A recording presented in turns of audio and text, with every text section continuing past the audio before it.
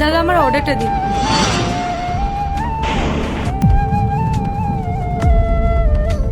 Salad আর রায়তা কোথায়?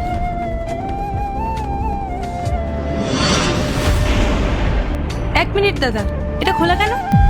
না না ম্যাডাম, খুলবে কেন? মনে হয় রাস্তায় আসার সময় ঝাঁকুনিতে খুলে গেছে। কি অদ্ভুত, একটু আগে তো ইশারায় কথা বলছিলেন, এখন আবার মুখে কথা বলছেন। নাটক করছেন আমার সাথে? না না ম্যাডাম, আসলে তো মৌনব্রত ছিল তো তাই কথা বলছিলাম না, এখন ছেড়ে গেছে তো তাই কথা বললাম। আশ্চর্য, এখনকার দিনেও এমন হয়। যাই হোক, পেমেন্ট আমি অনলাইনে করে দিয়েছি। দাঁড়ান দিদি, এই ছেলেটা আপনার বিরিয়ানি খেয়েছে। কি? উনি আমার বিরিয়ানি খেয়েছেন?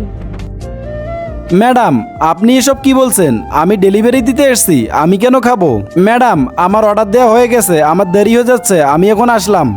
তাই নাকি?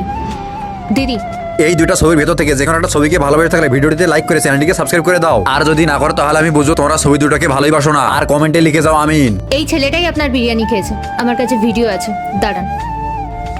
এই দেখুন।